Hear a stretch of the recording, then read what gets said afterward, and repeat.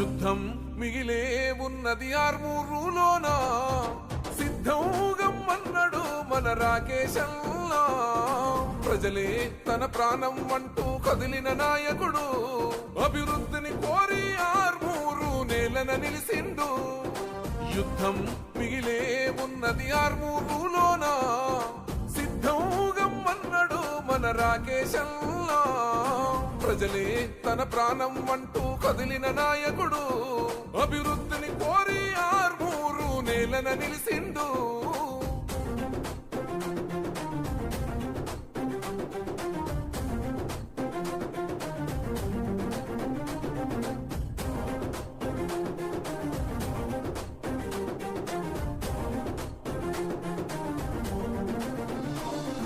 వంకాపూరు గడ్డ మీద ఓ పొద్దై పొడిసిండు కన్ను మూసిన ఆర్మూరు పట్టణంలో మున్సిపల్ ఆఫీసులో మున్సిపల్ కమిషనర్ గారితో అలానే టీయూఎఫ్డిసి 47 కోట్ల టెండర్స్ మీద కాంట్రాక్టర్లతో వర్క్స్ ఎందుకు లేట్ అవుతున్నాయి, ఎందుకంటే నిధులు వచ్చినాయి, టెండర్స్ అయిపోయినాయి, అగ్రిమెంట్స్ అయిపోయినాయి, అవన్నిటి మీద సమీక్ష చేయడం జరిగింది. అట్లనే ఆర్మూరు పట్టణంలో ఉన్న వార్డ్ ఆఫీసర్లు ఆర్మూరు ప్రజలు ఏ సమస్యలు ఎదుర్కొంటున్నారు, డ్రైనేజ్ కావచ్చు, కొన్ని ఈ పిచ్చి కుక్కల బెడద కావచ్చు, స్ట్రీట్ లైట్స్ కావచ్చు, పార్క్స్ కావచ్చు, వాళ్ళకున్న సమస్యలన్నీ వాళ్ళ దృష్టికి వచ్చినాయని సమీక్ష చేయడం జరిగింది. ఈ కాంట్రాక్టర్లు కూడా ఆదేశాలు ఇవ్వడం జరిగింది. వీలైనంత తొందరలో మొత్తం 47 కోట్ల ప్రాజెక్ట్స్, రోడ్స్ కాంట్రాక్టర్లు స్ట్రిక్ట్గా ఆదేశాలు ఇవ్వడం జరిగింది. వీలైనంత తొందరలో క్వాలిటీ అండ్ టైం ఫ్రేమ్లో కంప్లీట్ చేయాలంటే ముఖ్యంగా 47 కోట్లు అంటే మ్యాక్సిమం రోడ్స్ ప్రాబ్లం సాల్వ్ అవుతుంది. అలానే 43 కోట్లతో ఏదైతే అమృత స్కీమ్ ఉందో కాంట్రాక్టర్తో సమస్య ఉంది, దాన్ని రాష్ట్ర ప్రభుత్వం దృష్టికి తీసుకెళ్ళాలి.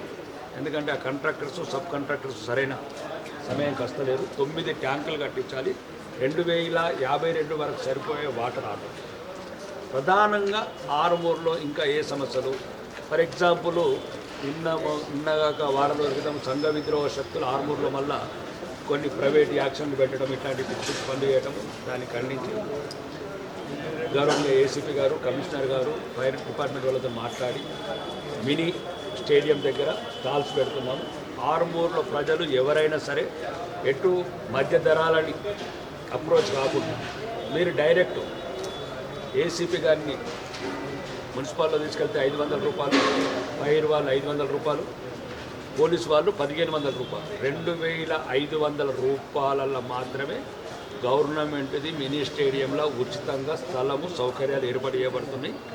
మీరు దయచేసి ప్రజలకు తక్కువ ధరకు మీరు స్టాల్స్ పెట్టి తక్కువ ధరకు మధ్యతరగతి పేద ప్రజలకు అందరికీ, ఆర్మూరు ప్రజలందరికీ సరసమైన ధరలు ఇవ్వండి.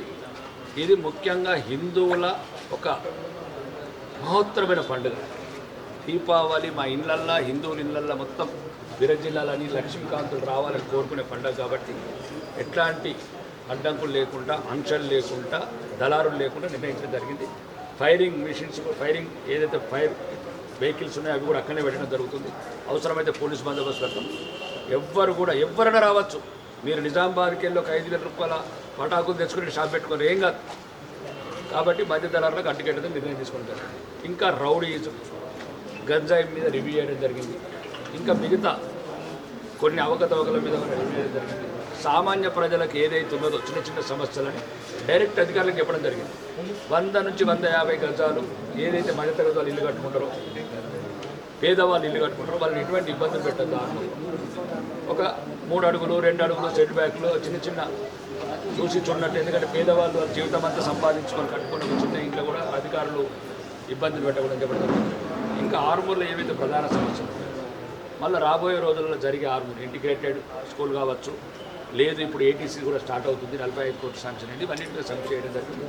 ముఖ్యంగా ఆర్మూరు ప్రశాంతంగా ఉండాలని కోరుకోవాలి అందరూ. ఎందుకంటే గతంలో 10 సంవత్సరాలు నరకయాతన అనుభవించిన ప్రాంతం కాబట్టి ప్రజలకు కూడా చెప్తున్నాను, మీ దృష్టికి ఏది వచ్చినా కానీ నా దృష్టికి తీసుకురండి. ఏదైనా అవినీతి, అక్రమాలు, రౌడీయిజం, బెదిరింపులు, అక్కడక్కడ చిన్న చిన్నగా చీకటి సందులల్లో అధికార పార్టీ ముసుగులో ఆగడాలు చేస్తున్న కొందరికి ఏ రకంగా చెక్ పెట్టాలో ఆ రకంగా చెక్ పెడుతుంది. ఒకవేళ అదృష్టం మంచుకుని కొన్ని రోజులు ఉన్నా కానీ తర్వాత రోజులలో ఈ ఆర్మూర్కి వెళ్ళి తడిపార్ అంటే ఆర్మూర్కు రాకుండా బహిష్కరిస్తాం ఈ విధంగా. కాబట్టి ప్రజలు నిశ్చింతంగా ఉండండి, ధైర్యంగా ఉండండి, అభివృద్ధి చెందిన ఆర్మూర్ని కోరుతున్నారు.